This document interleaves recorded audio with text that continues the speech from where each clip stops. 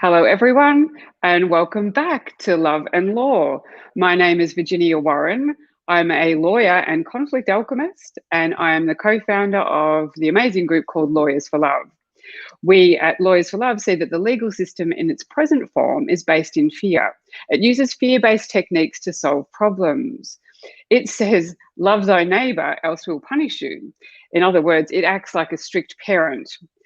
Lawyers for Love say to solve a problem, you need a higher level of consciousness than that which was used to create the conflict. That consciousness is based in love, and it says, love thy neighbor, and if you can't, we'll show you how to do it. So it teaches you to self-regulate rather than needing that parent. So this is what we're calling love is of the essence consciousness, or Leotech for short. In these live broadcasts, we're showcasing amazingly beautiful lawyers globally who are bringing their own style of love into legal practice. And that comes in many forms, but it's just a representation of people doing things differently and saying we've had enough of the way things are run by institutions. And today we have the amazing Melisa Quinn.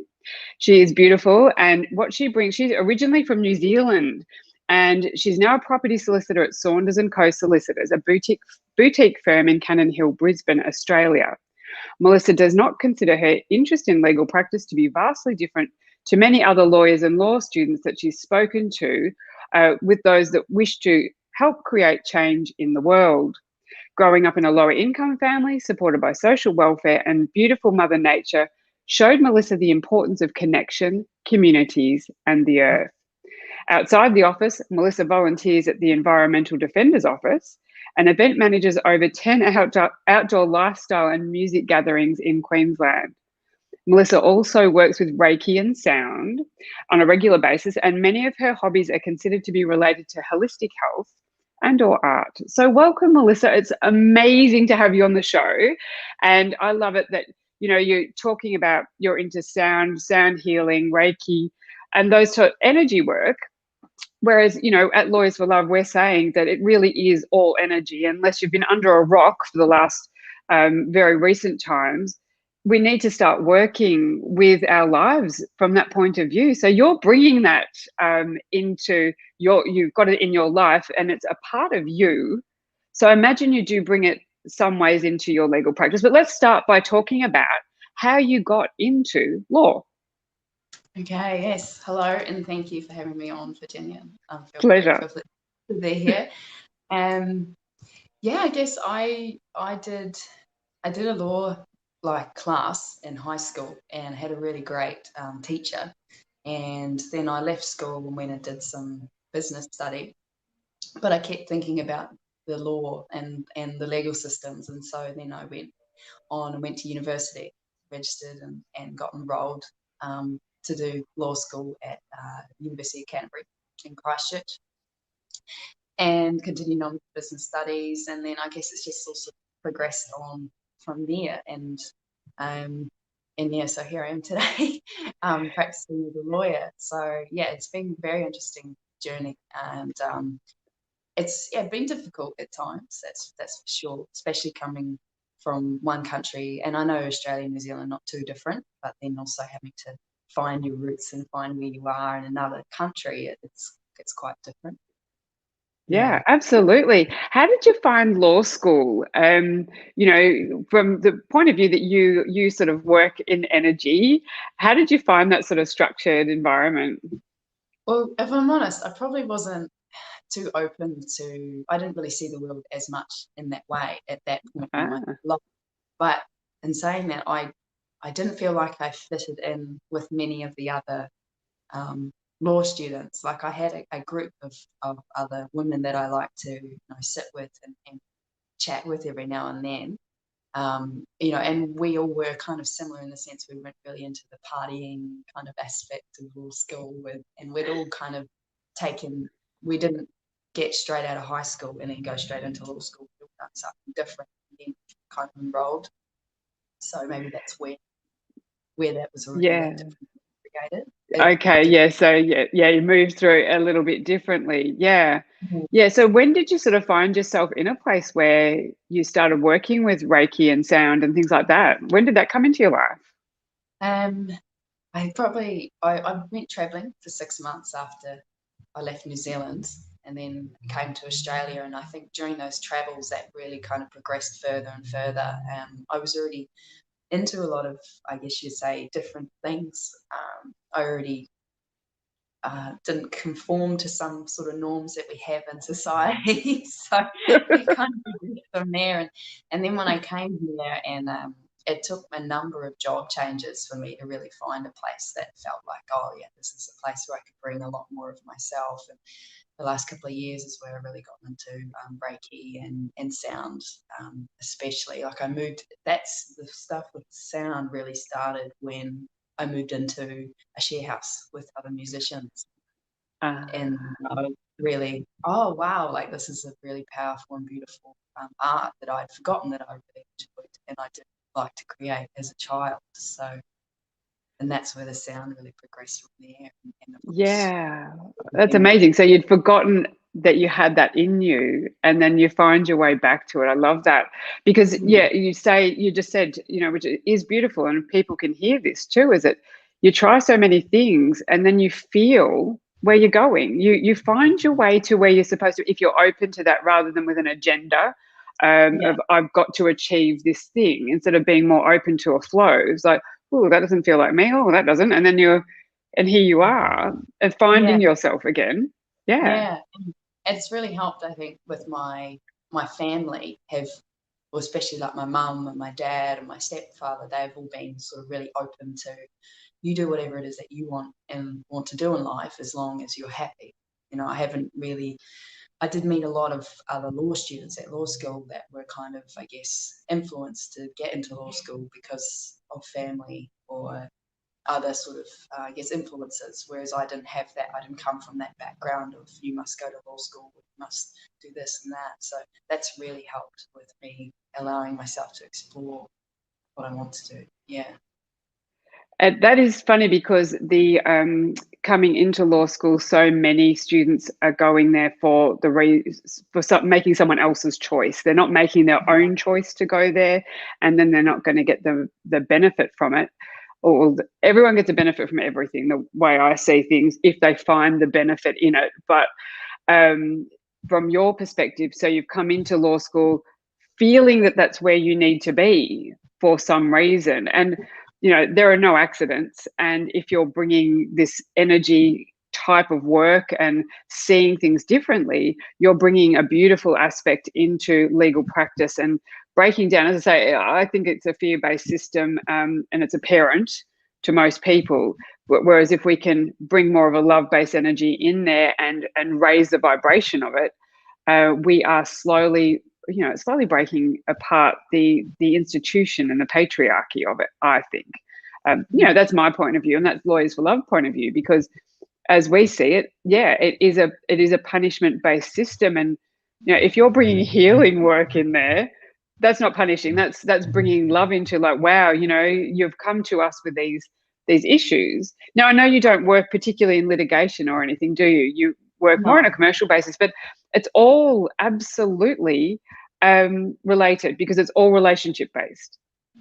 So when you're even getting into an agreement with somebody, your hearts have really got to be in the right place, not taking power from another. So it's quite interesting. So you're doing all these you're doing festivals. Tell me about those. Yeah, they're really fun.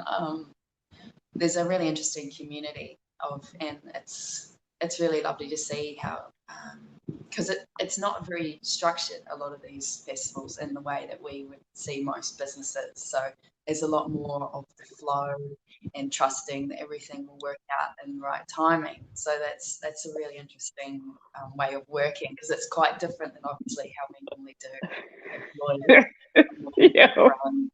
Logical, whereas it's interesting having to get more to the right side of the brain and just trusting that, okay, well, I can't get this thing done right now, but some beautiful synchronicities and everything just kind of happens at the right timing. Even the last minute, you're like, oh, wow, like something simple like, oh, I need a chalkboard because I need to write down the workshops that are on today. And the first workshop's about to start in 1 minute. And then magically something just kind of happens and there's a makeshift chalkboard. You know what I mean? Like it's it's really interesting, and I love that. And obviously my own interest in arts, it's amazing to see that all come together.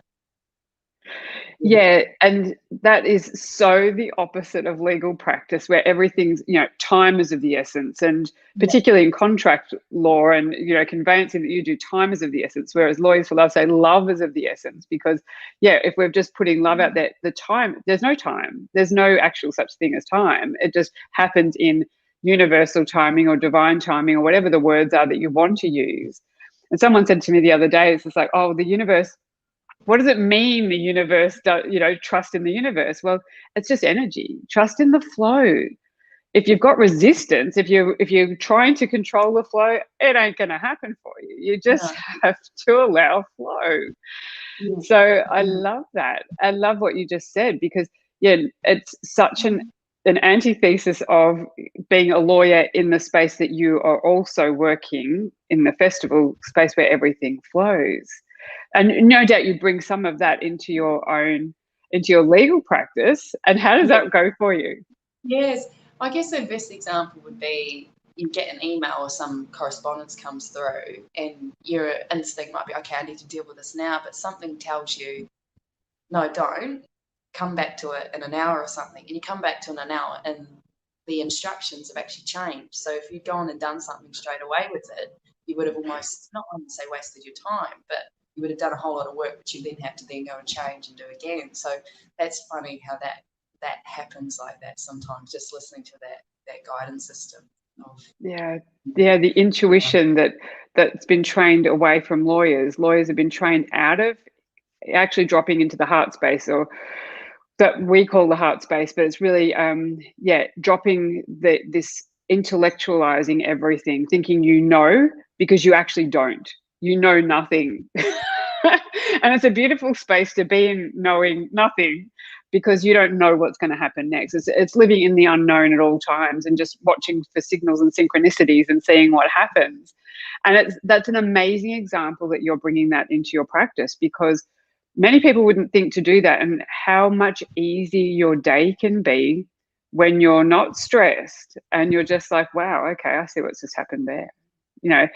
Because it could be a moment of something it's coming in and saying, oh, that doesn't sound very good. I don't know how I'm going to break that to the client. And then something else happens. So if you had have communicated that straight away or whatever, when you sort of have the knowing about it. And I don't think it's anything that can be taught. What do you think? No, but one has to kind of be open to learn, or even know that exists, and trust. And trust. That's right. It is a big deal to recalibrate the lawyer into a space of letting go of the intellect. Now, intellect is a valuable part, because you wouldn't be able to do your legal practice without it, but it really is led by the knowing or the intuition. The intellect is a support system for that, and it is necessary. And that's why I think lawyers are so brilliant in this sort of space, when they're working this way, because they have that intellect also, and they can mesh the two together. So you're doing that, which is amazing. Now, talk about Reiki for me. Tell me how that came into your life, and are you practicing regularly, or?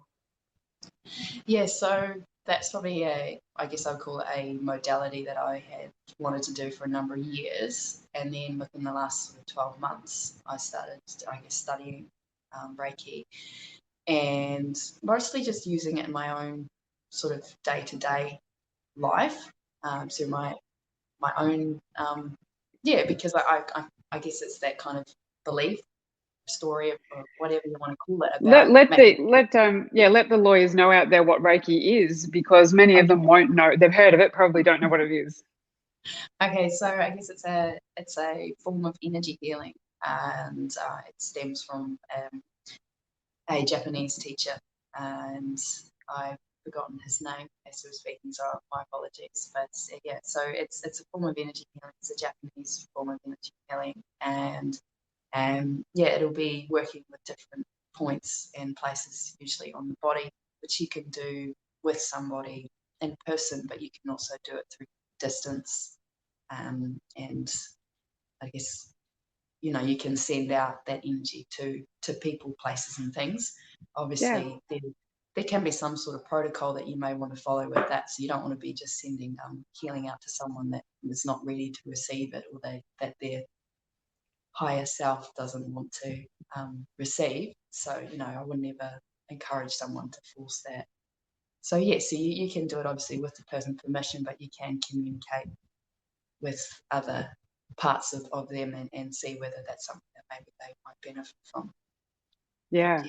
Yeah. Yeah, that's so beautiful. And yeah, because it is, again, it's all energy, and the energy must flow. And we have blockages in our systems, our energetic systems, where we've created limiting beliefs, or Lawyers for Love call them rules, that you've created a rule that something is true when it's actually not true. And yeah, a modality like Reiki can feel a balance or rebalance those energies and help unblock those flows for people. And Yes. particularly, you know, if they're coming to lawyers, they've got some resistances somewhere. If there's any arguing and things like that, or even just getting in the flow when you're moving into an agreement with someone. Is this in your flow for you? Yeah, that's something I imagine that could be done. Yes, and some people, you know, kind of worry more about things and some don't. So, you know, just a simple conveyancing matter, someone gets worried that, you know, it's 3 o'clock in the afternoon and we haven't received instructions from the other side that's due at 5, you know, and so it's just sort of, you know, it doesn't necessarily have to be some kind of sending energy out. It can be just the energy that I'm sending through on the telephone call, that the way that I'm speaking to them, like it's 3 o'clock, it's okay. We should get something by 5, and if we don't, then we'll, you know, we can see what we want to do then. You know, Because words carry energy as well, don't they? I mean, there is so much power in the spoken word, the written word, and that's what we're saying also, is that the legal system, we've got all these words in documents, and they're punitive, and they're punishing us if we don't do the right thing. And we're saying, you know, to infuse love. Now, I know a lot of people don't know what love means, and we say it's really love is a being, it's a state of being, not a doing. We're not talking about the doing of love here. It's a being state. And it takes a little bit of time for people to get to that being in love, the state of being. But things like, words, the words you're using and the words in your documents, all those things are really, they're all energy. It's all energy, and it infuses. If we're infusing love, we help with the flow for people too, and we can give them that guidance. Yes. I guess it can be a bit more difficult for when you're kind of reading the words compared to when you're hearing someone speak them. It's but you know, as a lawyer, you do have to have written correspondence. It is important, but sometimes a phone call before you send the letter can just sort of calm the situation of, you know, like, this is coming and this is what we're sending. You know, yes, it's going to say X, Y, and Z, but you know, we're not really coming from a place of we want to go to war with you. Yeah, that's it. And indeed, I think sometimes we need those things to happen so that we see how we're responding to life. Because if we're affected by something coming at us from a negative point of view as well, we can say, well, what has happened to us? Why are we responding in a negative way?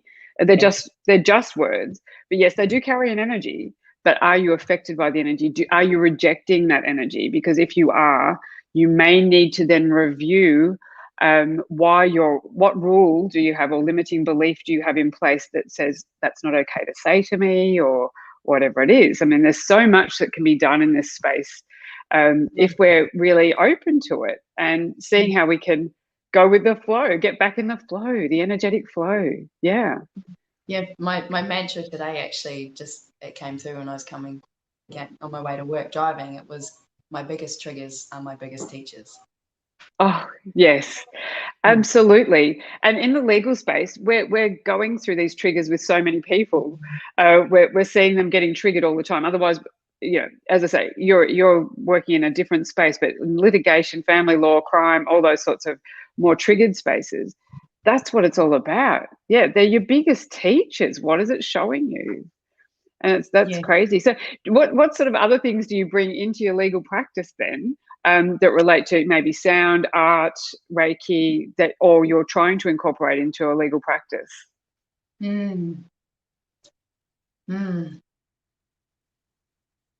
I guess it's the main thing is just the way that I'm communicating with the clients, and the way that I'm dealing with the situations as they come up as well.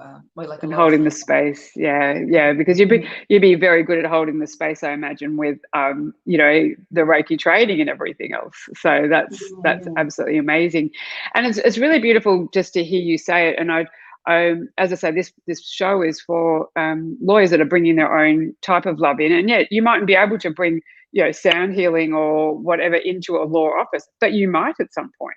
And you might incorporate that. You might incorporate Reiki in your legal practice. I mean, why not? It's just helping people unblock flow before you're entering into an agreement. Why are you here? What are you doing that for? Every step of the way, there's something in it energetically, for relationship, because the way I see it, it's all physics, and you come together with people and make a bond. And energetically, is that bond is going to be, is it going to work for you? And it doesn't matter if it flows apart later. It's all these wonderful things. And to bring this now into practice is really, I think, the future. It's people are looking for something, a gentler way. We're over fighting. We're just sick to death of it. It's like, can we not do this a different way? Can we grow up? Can we self-regulate and see how we're reacting? Because that's what it's about. Not law saying you behave a certain way or you'll be in trouble. Is the ability to self-regulate and say, okay, I see how I'm responding to this. But I have a lawyer with me that can actually show me where I'm responding in a negative way and perhaps help unblock my flow. With modalities like Reiki, sound healing, and art, even art therapies are amazing. You're working in art as well? Well, I guess I classify arts as an umbrella, right? So there's music, there's dance, there's all sorts of things within that. And I love a lot of different modalities in art. So, I mean, with the festivals, I call it art because it's a sharing of music. There's often a lot of dance. People do bring their paintings, and there's a lot of photography and all of that. And that's all an art in itself. So, and there was something I was going to say, but I seem to. But art is a connection, because even painting something, you're seeing and you're finding the light in there. You're jumping into a connection to say, this is what I feel about the situation. This is my perspective. This is what I see. Because I've even seen art therapies done in the similar work that I do, but people using art, and it can bring up some stuff for people. Art can really connect you to, like, whoa, where did that come from? So it's almost what I could see as a potential future is, how sometimes I know I have an auntie in Scotland who's like a herbalist, right? But she works in conjunction with doctors, medical practitioners. So, why couldn't we have, people working with lawyers that might be, psychologists or counselors or art therapists or sound healers, so when someone comes, especially in a litigation type matter or, family law, okay, before we even talk to you, would you like to have a session with our therapist, or would you like to have a sound healing? And then we can have a meeting and go through all of this. And that's the potential of what could happen in the legal industry. That's exactly what Lawyers for Love are doing right now. So we're exactly working in that space to say that as an adjunct to legal practice, there is this also to help get people back in a flow so they can see how they're responding to this potentially, people go into the legal space and it's potentially devastating, or it really can affect a person's outlook on life for a long time too. And they're trapped in litigation or whatever, and just see, okay, well, it's no different to just being trapped in a thought. So let's work with that as well. You're absolutely right. And that's what we see as the future as well. All those modalities are out there for people if they just know how, and working with the system as well. So it's beneficial for lawyers to understand the energy healings and modalities that are attached to all that. Yeah. And I guess it would be good for lawyers to get better emotional intelligence, by, you know, whether there be training that's offered, or maybe we just have to take that on as a responsibility of ourselves. Because when we have better emotional intelligence, then we can communicate better with our clients and help them gently as possible. And sometimes it's not always easy, but to reflect back to them of maybe times where they might need to look at the trigger and learn a lesson from that, from a trigger, of you know what I mean? Yeah. Of their own as well. And you're so right, because I've had the argument I often get from people is that, oh no, lawyers can't deal in emotion because they, you know, they've shut themselves off from the emotion so that we don't get involved in that. But as I say, that's half the human. If you're not dealing with the problem, if you're not dealing with the human. But also they say then some of them get drawn into it. Maybe they're empaths, maybe, you know, and then they carry it with them. However, my view on that is, if you have raised your vibration, you've dropped your own rules, you're not getting triggered by somebody else's, you're able to hold a higher space, that lower energy, those lower frequencies actually can't affect you at all. So you're able to hold that just by your presence, and you don't engage in that. You see it, you appreciate it, you love it, you have compassion for it, but you don't actually resonate with it at all. So you never get affected by it. And that's a training. That's where lawyers need to be trained differently so that they can hold that space for themselves and for their clients. Yes, yes. And what I see is you often have to gain that skill yourself to then be able to obviously help others with it. So, Oh, yeah. yeah. Yeah, but there's a desire to do it. And I think, yeah, well, you know, those that want to will, because I think there's a bit of a shift happening. You know, it's amazing times. So I absolutely love what you're doing, Melisa. And I really appreciate you sharing this with us today, because there's so many lawyers out there that are doing alternate practices. They have all these other beautiful modalities, and I know a couple of them that just won't talk about it. They won't talk publicly about it. They've kept it I like call it in the crystal closet. Why? You're not living authentically, and it's beautiful to bring your authentic self with you wherever you go. People see it, they know it, they really relate to it. And I thank you so much for coming on the program today and sharing that, because that, just by you saying this, will help another lawyer out there think, yeah, well, she can do it, so can I. So that's beautiful. So thank you so much. And I just want to say, if you're a lawyer who brings love into your own legal practice in your own special way, please reach out to us. We'd love to showcase what you do on the show as well.